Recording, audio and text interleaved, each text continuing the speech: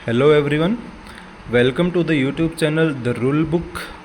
हम पढ़ रहे थे central civil services leave rules 1972। इसके हम 9 सेशन कंप्लीट कर चुके हैं।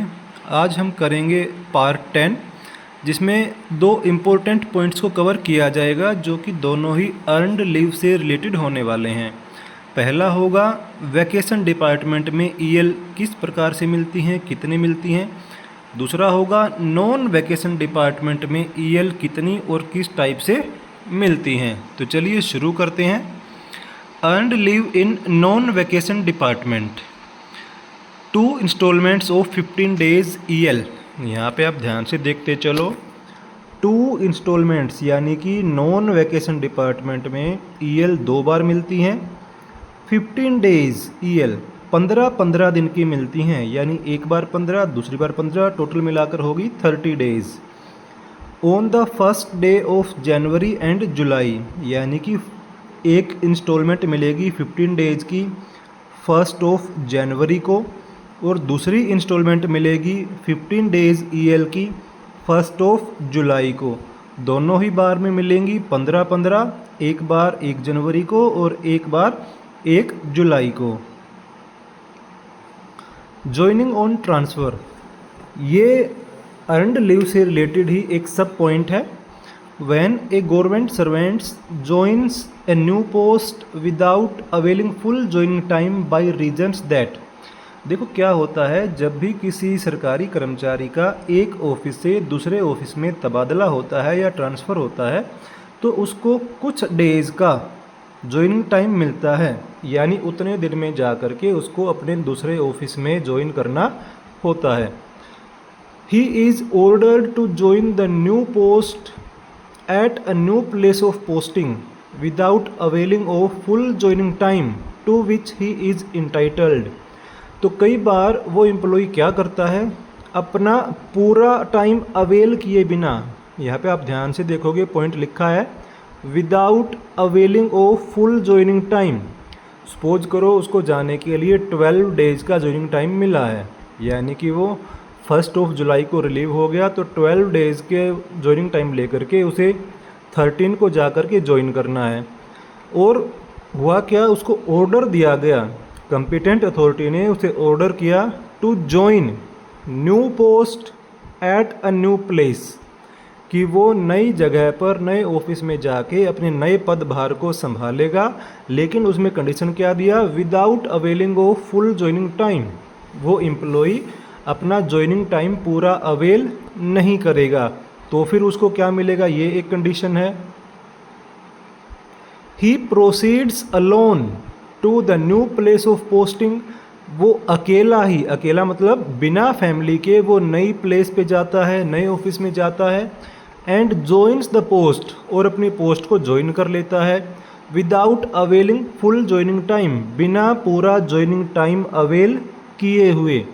And takes his family later within the permissible period of time for claiming travelling allowance for the family, और अपने परिवार को वो बाद में लेकर के जाता है, लेकिन बाद में जब ले जाता है तो भी वो उतने टाइम में ही ले जाता है जितना कि उसको परमिसिबल है, परमिसिबल टाइम पीरियड है, ताकि वो अपना टीए क्लेम कर सकें।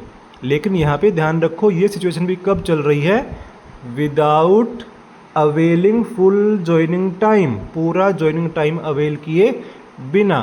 तो फिर वो किस चीज़ के लिए इंटाइटल होगा, चलो वो देख लेते हैं। The number of days of joining time as admissible under sub rule 4 of Rule 5 of the CCS Joining Time Rules 1979 subject to the maximum of 15 days, यानी कि एक एम्प्लॉय को एक जगह से दूसरी जगह ट्रांसफ़र पर जाने में मैक्सिमम टू मैक्सिमम 15 डेज का टाइम मिलता है। अब उस 15 डेज के टाइम में हमने पहले 2 कंडीशन पढ़ ली हैं। पहली कंडीशन थी कि एक एम्प्लॉय को ऑर्डर दिया गया कि उसे दूसरे ऑफिस में जाकर ज्वाइन करना है विदाउट अवेलिंग ज्वाइनिंग टाइम। दूसरी कंडीशन क्या थी कि पहले वो अकेला गया बिना ज्वाइनिंग टाइम अवेल किए बिना, बाद में अपने फैमिली को भी लेकर गया विद इन परमिशन टाइम, ताकि वो अपना टीए भी क्लेम कर सके। और ये सब हुआ बिना ज्वाइनिंग टाइम अवेल किए हुए, और ये ज्वाइनिंग टाइम अवेल ना करने का जो ऑर्डर है वो उसे कॉम्पिटेंट अथॉरिटी ने दिया था। तो अब क्या होगा, reduced by the number of days actually availed of. मान लो उसको यहाँ पर टाइम मिलना था 15 डेज का, वो 10 डेज उसने अवेल किया और 5 डेज पहले उसने जा कर के ज्वाइन कर लिया। Shall be credited to his leave account as earned leave. तो बाकी जो 5 डेज का हमने इस एग्जांपल में देखा कि किसी एम्प्लॉय को 15 दिन का ज्वाइनिंग टाइम मिला था, लेकिन उसने 10 डेज में जा कर के ज्वाइन कर लिया। 5 डेज जो उसने पहले ज्वाइन किया वो 5 डेज उसके अकाउंट में एज EL क्रेडिट कर दिए जाएंगे। Provided that the earned leave at his credit together with the unavailed joining time allowed to be so credited not exceed 30 days। यहाँ पर ये ध्यान आपको ज़रूर रखना है, जो EL है जो उसके अकाउंट में चढ़ेंगी, जो अनअवेल्ड ज्वाइनिंग टाइम की हैं, वो 30 दिन से ज़्यादा नहीं होंगी। The EL eight the credit of A government servant at the close of the previous half year shall be carried forward to the next half year subject to the condition that leave so carried forward plus the credit for the half year do not exceed the maximum limit of 300 days। यहाँ पर मैं आपको एक बात बता दूं कि किसी भी एक सरकारी कर्मचारी को अपने अकाउंट में एक बार में वो ज़्यादा से ज़्यादा 300 EL ही जमा कर सकता है।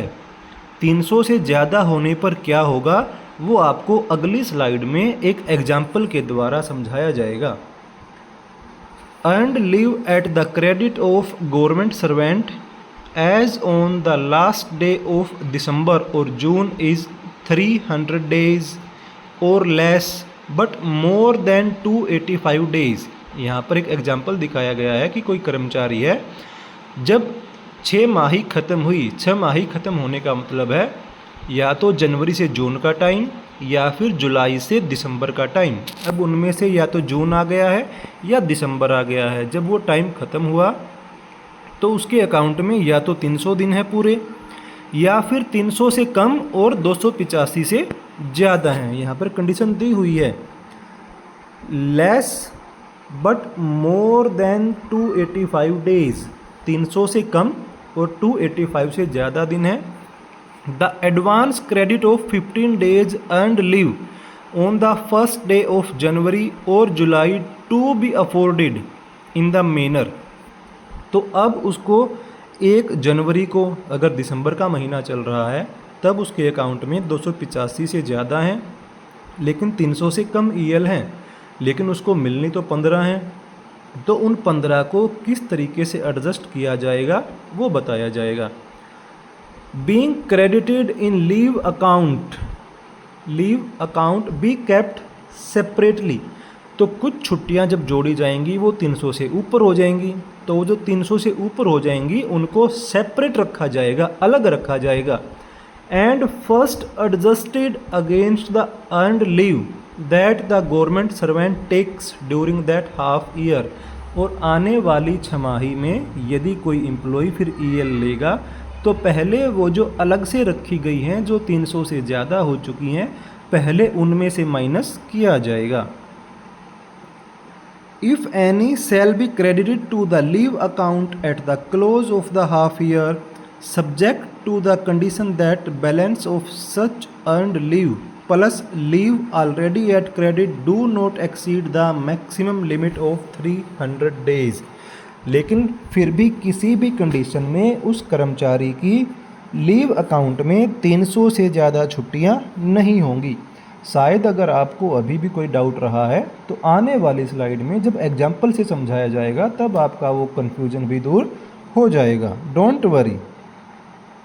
यहाँ पे देखो, आप कोई एम्प्लॉय है, उसके लिए अभी मान लो टाइम आ गया 31 दिसंबर 2020। अभी क्या होता है, उसके लीव अकाउंट में 290 डेज़ की EL बैलेंस है। तो 1 जनवरी को 15 आनी है। हमने कुछ स्लाइड पहले पढ़ा था कि 1 जनवरी और 1 जुलाई को दोनों डेट को 15-15 EL नॉन वैकेशन डिपार्टमेंट के कर्मचारियों के लीव अकाउंट में ऐड कर दी जाएंगी। तो इस हिसाब से तो उसके पास जब 15 और आ जाएंगी तो उसके पास 305 हो जानी चाहिए थी। लेकिन अभी जो हमने पिछली कुछ स्लाइड में पढ़ा कि ये नंबर किसी भी सूरत में 300 से ऊपर नहीं जाएगा। अब ये 305 हो गया तो इसको एडजस्ट कैसे किया जाएगा? टोटल EL इन अकाउंट 300 + 5।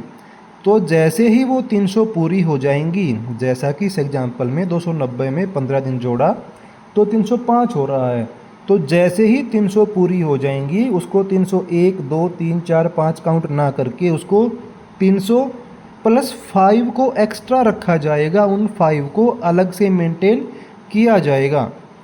और फिर क्या होगा? 1 जनवरी से 30 जून 2021 के बीच में ये जो 15 चढ़ी हैं ये 1 जनवरी 2021 को चढ़ी हैं। तो इस आने वाली छमाही में 6 महीनों के अंदर अगर वो एम्प्लॉई कोई EL लेगा तो पहले वो इस 5 में से डिडक्ट की जाएंगी, ना कि 300 में से। आपको ये ध्यान रख के चलना है। मान लो इस कंडीशन में किसी एम्प्लॉई ने EL ली तो उस EL को ये नहीं किया जाएगा कि हम उसको 300 की जगह काट कर 299 कर रहे हैं, नहीं। पहले उसको 5 में से माइनस किया जाएगा, फिर उसको लिखा जाएगा 300 + 4। धीरे धीरे कर करके पहले जब उसकी ये 5 ख़त्म हो जाएंगी उसके बाद अगर वो छठी EL लेता है तो हम एक्स्ट्रा वाली को हटा करके तब हम 300 में से माइनस करना शुरू करेंगे। यानी उसके अकाउंट में 301, 302 ना लिख करके 300 + 1, 300 + 5 या जो 300 से ऊपर है वो अलग से नंबर लिखा जाएगा, अलग से मेंटेन किया जाएगा। Maximum EL granted. अब किसी एम्प्लॉई को एक बार में मैक्सिमम कितनी EL दी जा सकती हैं? The maximum EL that may be granted at a time shall be 180 days. पहली कंडीशन में बोला गया है पहले पॉइंट में कि एक बार में 180 दिन की EL दी जा सकती हैं। वो कब दी जा सकती हैं? इन the case of any government servant employed in India. यदि कोई सरकारी कर्मचारी जो भारत देश की सीमा रेखा के अंदर कार्यरत है उसको 180 दिन की EL दी जा सकती हैं। सेकंड पॉइंट कहता है 150 days in the case of any government servant mentioned in the exception to sub rule 1। यानी ऊपर वाला जो सब रूल 1 है उसके अलावा कोई एम्प्लॉय यदि इंडिया के बाहर एम्प्लॉयड है लेकिन है इंडियन गवर्नमेंट का सरकारी कर्मचारी ही, तो उसको एक बार में 150 दिन की EL दी जा सकती हैं। EL granted more than 180 days. अभी हमने पढ़ा था कि अगर कोई भारत देश की सीमा रेखा के अंदर कार्यरत है तो उसको मिलेंगी 180 दिन की EL एक बार में, और अगर कोई भारत देश की सीमा रेखा के बाहर एम्प्लॉयड है तो उसको मिलेंगी 150 दिन की EL। लेकिन अब एक कंडीशन ऐसी है कि उसको 180 से ज़्यादा कैसे मिल सकती हैं? Earned leave may be granted to a government servant mentioned in the exception to sub rule 1 for a period exceeding 180 days but not exceeding 300 days. यहाँ पे आप ध्यान से सुनते चलो कि उस एम्प्लॉई को 180 दिन से ज़्यादा तो मिल सकती हैं लेकिन फिर भी किसी भी सूरत में उसको 300 से ज़्यादा EL नहीं मिलेंगी, नॉट एक्सीडिंग 300 डेज। ऐसा क्यों है? क्योंकि उसके अकाउंट में एक टाइम पर मैक्सिमम 300 ही जमा हो सकती हैं। If the entire leave so granted और any portion thereof is spent outside India, Bangladesh, Bhutan, Burma, Sri Lanka, Nepal and Pakistan. ऐसा कब हो सकता है? जब वो एम्प्लॉई 180 दिन से ज़्यादा की छुट्टी लेता है और या तो फिर वो अपनी वो सारी की सारी छुट्टियां या उन छुट्टियों का कुछ हिस्सा जो ये नीचे दे रखे हैं इन कंट्रीज़ के भी बाहर जा कर के बिताता है। यानी कि ये आप ध्यान से इनको अगर पढ़ोगे तो ये सारी एशियन कंट्रीज़ हैं, यानी कि वो एशियन कंट्रीज़ के बाहर जा कर के जिनका यहाँ पर नाम भी मेंशन है, इन कंट्रीज़ के अलावा अगर वो किसी और कंट्रीज़ में चला जाता है अपनी छुट्टियाँ बिताने के लिए, तो वो 180 दिन से ज़्यादा की छुट्टियाँ भी ले सकता है, लेकिन फिर भी इस कंडीशन में उसको 300 से ज़्यादा दिन की ईएल नहीं मिलेंगी। अब इसके ऊपर भी एक और कंडीशन लागू होती है, अगली स्लाइड में मिलेगी। Provided that where EL for a period exceeding 180 days is granted under this sub rule, the period of such leave spent in India shall not in the aggregate exceed the aforesaid limit. अगर आपको इससे पिछली slide याद हो तो उसमें ये आया था कि एक एम्प्लॉय जो भारत में कार्यरत है उसको एक बार में 180 दिन की छुट्टियां मिल सकती हैं, और अगर वो भारत के बाहर एम्प्लॉयड है तो उसको 150 डेज़ की छुट्टियां मिल सकती हैं। अब अगली स्लाइड में हमने जाना था कि 180 दिन से ज़्यादा की छुट्टियां भी मिल सकती हैं अगर वो कुछ कंट्रीज़ का जिनका नाम दिया था उनसे बाहर अगर अपनी छुट्टियां बिताने जाता है, लेकिन उसके ऊपर एक कंडीशन लागू होती है कि मान लो वो 200 दिन की छुट्टी लेकर के चला गया, तो जो 200 दिन की छुट्टियां हैं उनमें से उसे 180 से ज़्यादा दिन वो इंडिया में नहीं रह सकता। इंडिया में रहने की लिमिट वही रहेगी जो पहले दी हुई है, जो 180 डेज़ है। अगर वो 181 डेज़ लगातार इंडिया में रह जाता है तो उसने नियम का उल्लंघन कर दिया, क्योंकि उसने छुट्टी ली थी बाहर किसी अदर कंट्री में जाने के नाम पर। इसीलिए कंडीशन ये है कि वो जो 180 दिन वाली कंडीशन है उसको भी वो पूरा करेगा, यानी कि छुट्टी ज़्यादा भले ही ले ले लेकिन इंडिया में वो फिर भी 180 दिन से ज़्यादा नहीं रह सकता। Calculation of EL. अब वैकेशन डिपार्टमेंट में कार्यरत नॉन वैकेशन डिपार्टमेंट में कार्यरत कर्मचारियों के लिए ईएल कैसे कैलकुलेट होती हैं? उनको हर महीने के लिए, जिस महीने में उन्होंने पूरा महीना कार्य किया उसके लिए उन्हें 2.5 days की ईएल मिलती हैं। Earned leave at the rate of 2.5 days for each completed calendar month of service.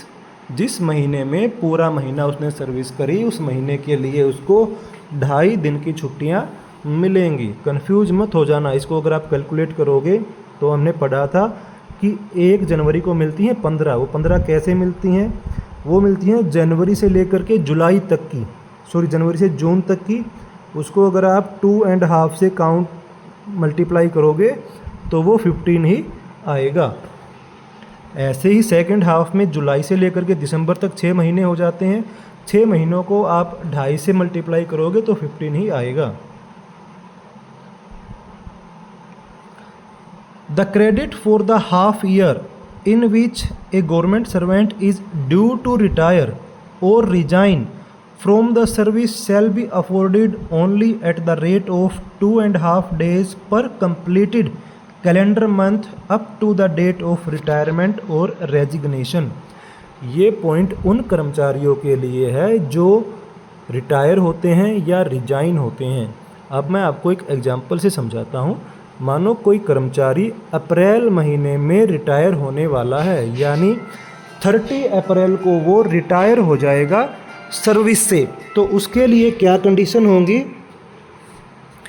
जब उसको 1 जनवरी को उसके अकाउंट में छुट्टियां चढ़ेंगी, उसकी ईएल चढ़ाई जाएंगी, तो ये देखा जाएगा कि उसकी सर्विस केवल 4 महीने की ही बाकी है, जो कि जनवरी, फरवरी, मार्च और अप्रैल, क्योंकि वो 30 अप्रैल को तो रिटायर हो जाएगा। तो उसको 4 × 2.5 4 महीने वो सेवा करेगा, तो 4 महीने के हिसाब से उसको 4 × 2.5 यानी कि 10 डेज़ की ईएल उसके अकाउंट में क्रेडिट कर दी जाएंगी। यहाँ पे आपको ध्यान ये रखना है, जिस महीने तक, कंप्लीट महीने तक वो अपनी सर्विस कर रहा है जिसमें वो रिटायर होगा, उस महीने को उसमें काउंट किया जा रहा है। When a government servant is removed or dismissed from service, अब कंडीशन आ गई है, कोई ऐसा कर्मचारी जिसको सेवा से रिमूव या डिसमिस किया जा रहा है, credit of earned leave shall be allowed at the rate of 2.5 days per completed calendar month up to the end of calendar month preceding. यहाँ पे आपको मेन ये एक ही वर्ड पे फोकस करना है, ये है प्रीसीडिंग मंथ, यानी पिछले वाला महीना। अब क्या हो रहा है इस एग्जांपल में देखेंगे, कोई कर्मचारी उसको ऑर्डर दे दिया गया कि आपको अप्रैल में डिसमिस कर दिया जाएगा। अप्रैल की कोई डेट डिसाइड कर दी कि इस डेट को अप्रैल में आपको सेवा से डिसमिस या रिमूव कर दिया जाएगा। तो इस कंडीशन में उसकी जो छुट्टियां चढ़ेंगी वो छुट्टियां उसकी मार्च तक ही काउंट करी जाएंगी, यानी उसको जनवरी, फरवरी, मार्च की छुट्टियां काउंट कर ली जाएंगी। पहले वाली कंडीशन में हमने क्या देखा था कि उसको जो अप्रैल में ही रिटायर हो रहा था उसके लिए अप्रैल महीने को भी काउंट किया जा रहा था, लेकिन इसी कंडीशन में यदि वो अप्रैल में ही रिमूव या डिसमिस हो रहा है तो उसके ऊपर ये कंडीशन लागू नहीं होगी। उसके लिए मार्च महीना, यानी जिस महीने में वो रिमूव या डिसमिस होगा उससे पहले वाले महीने में ही उसकी छुट्टियों का कैलकुलेशन ख़त्म कर दिया जाएगा, यानी उसको जनवरी, फरवरी, मार्च 3 महीने के हिसाब से 2.5 से मल्टीप्लाई करके उसको छुट्टियां दे दी जाएंगी, यानी कि 7.5 आएगा मल्टीप्लाई करने पे, तो उसके अकाउंट में 8 दिन की छुट्टियां चढ़ा दी जाएंगी। When a government servant dies while in service, credit of earned leave shall be allowed at the rate of 2.5 days per completed month of service up to the date of death of the government servant। यदि किसी महीने में किसी सरकारी कर्मचारी की death हो जाती है तो उस महीने तक की उसकी कंप्लीट मंथ्स ऑफ सर्विस को काउंट करके ईएल को ग्रांट कर दिया जाएगा। इफेक्ट ऑफ डाइजनोन और ईओएल ऑन ईएल। यदि कोई सरकारी कर्मचारी या तो ईओएल लेता है, ईओएल का मीनिंग है एक्स्ट्रा ऑर्डिनरी लीव, या वो डाइजनोन कर जाता है यानी कि उसकी सेवा में ब्रेक आ जाता है, तो उसकी अर्नड लीव पे क्या इफेक्ट पड़ेगा। If a government servant has availed of extraordinary leave and और some period of absence has been treated as dies non in a half year. यदि कोई कर्मचारी अपनी सेवा के दौरान ईओएल लेता है या कंपिटेंट अथॉरिटी द्वारा उसके किसी भी कारण से जो भी हुआ उसको कुछ टाइम पीरियड को जो सेवा के अंदर था उसको डाइजनोन डिक्लेयर कर दिया, the credit to be afforded to his leave account at the commenced of the next half year shall be reduced by 1/10 of the period of such leave and और dies non subject to maximum of 15 days। मैं आपको समझाता हूँ। जैसे हमारी 15 दिन की छुट्टियां चढ़ती हैं 6 महीने के लिए, यानी जनवरी से लेकर जून तक के पीरियड के लिए, और 6 महीने की छुट्टियां चढ़ती हैं 15 दिन की जुलाई से लेकर के दिसंबर तक के पीरियड के लिए। अब क्या होता है, एक एम्प्लॉई वो जनवरी में उसने पूरे महीने कार्य किया, फरवरी में कार्य किया, मार्च महीने में वो चला गया छुट्टी और किसी भी कारण से वो वापस नहीं आया, डिपार्टमेंटल प्रोसीडिंग्स हुई, तो उसके लिए कुछ ऐसा हुआ कि 30 डेज़ का, ध्यान से सुनिएगा, 30 डेज़ का ईओएल या डाइजनोन पीरियड डिक्लेयर कर दिया गया, यानी कि उसने पूरे 6 महीने में से 5 महीने तक सेवा करी और 30 डेज़ का उसको ब्रेक मिला। वो ब्रेक हो सकता है डाइजनोन के रूप में हो या वो ईओएल के रूप में हो। तो अब क्या होगा, जो 30 डेज़ का ईओएल पीरियड काउंट हुआ है उसको 1/10 से मल्टीप्लाई कर दिया जाएगा, यानी कि 30 डेज़ इंटू 1/10 करेंगे तो 3 डेज़ आ जाएगा। तो अब आने वाली जुलाई में जब उसकी छुट्टियां चढ़ेंगी 1 जुलाई को, तो जो 1/10 पार्ट है, जो कि अभी 30 डेज़ का 1/10 पार्ट इक्वल टू 3 डेज़ था, वो 3 डेज़ को 15 में से माइनस कर दिया जाएगा, यानी कि 1 जुलाई को उसके अकाउंट में 12 डेज़ ईएल क्रेडिट की जाएंगी। आई होप आपको ये एग्जाम्पल समझ में आया होगा। नहीं तो एक और ट्राई कर लेते हैं। एक दूसरा कर्मचारी है, उसके लिए एग्जाम्पल लेते हैं कि 16 डेज़ का उसका डाइज नॉन पीरियड था। 1 जनवरी से लेकर के 30 जून तक 60 डेज़ बीच में उसका डाइज नॉन पीरियड रहा। 1 जुलाई को जब उसकी छुट्टियां चढ़ेंगी तो 60 डेज़ का 1/10 पार्ट यानी उसका 10वां हिस्सा, 60 का 10वां हिस्सा हो जाएगा 6 दिन। तो 6 दिन को उसकी 15 डेज़ के एडवांस में से माइनस कर दिया जाएगा, यानी कि 9 डेज़ बैलेंस बचेगा। तो 9 डेज़ 1 जुलाई को उसके अकाउंट में ईएल क्रेडिट कर दी जाएंगी। और ये जो माइनस वाली संख्या है ये ज़्यादा से ज़्यादा 15 दिन की हो सकती है। 15 दिन ही क्यों हो सकती है? क्योंकि भैया जी मैक्सिमम जो छुट्टियां चढ़नी हैं 6 महीने के दौरान वो 15 ही हैं।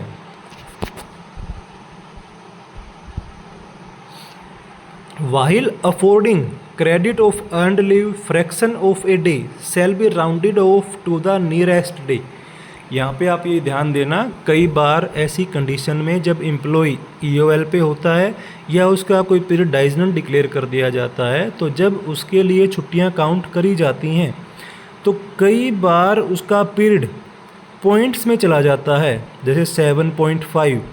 तो यहाँ पे क्या है, अगर वो पूरा 0.5 या 5 से ऊपर है तो उसको नेक्स्ट राउंड अप नंबर में ले जाया जाएगा, जैसे 7.5 को कर दिया जाएगा 8।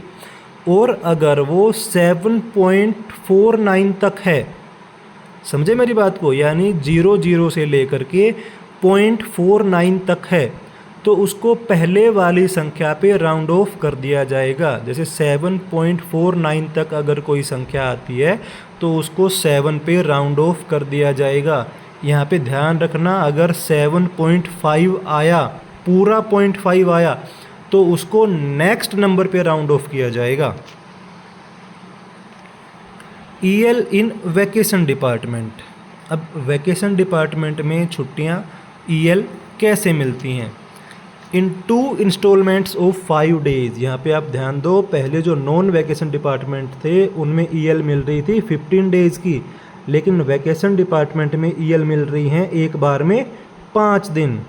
दूसरी कंडीशन इनके लिए भी सेम है कि ये 5-5 दिन की जो 2 इंस्टॉलमेंट है ये चढ़ेंगी 1st day of January and 1st day of July को।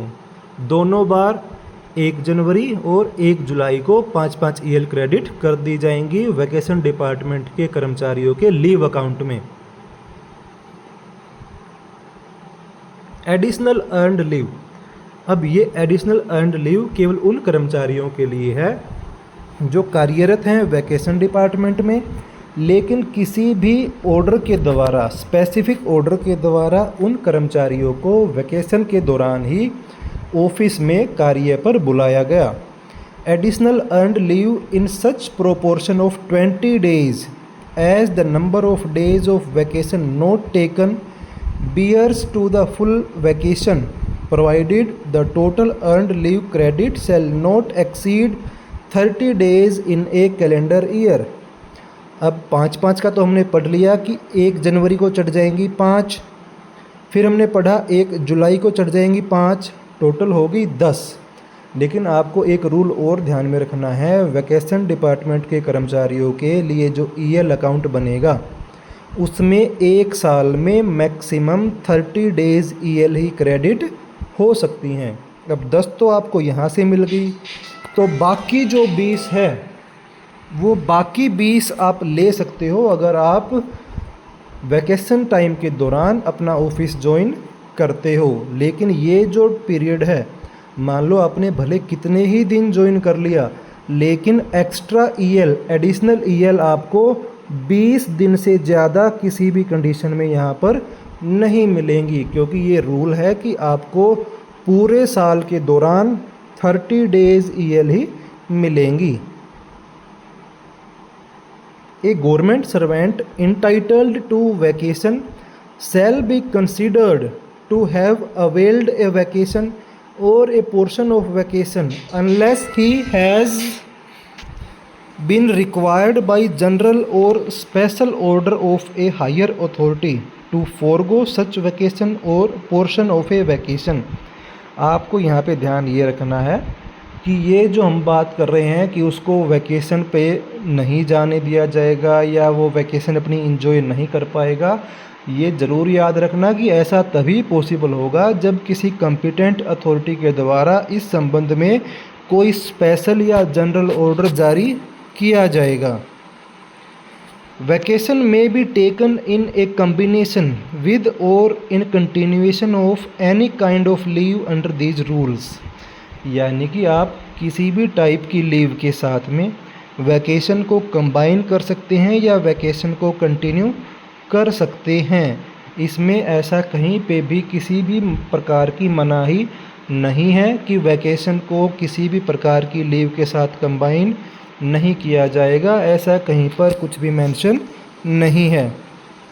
The earned leave under this rule eight the credit of A government servant at the close of the previous half year shall be carried forward to the next half year, subject to the condition that the leave so carried forward plus the credit for the half year shall not exceed the maximum limit of 300 days।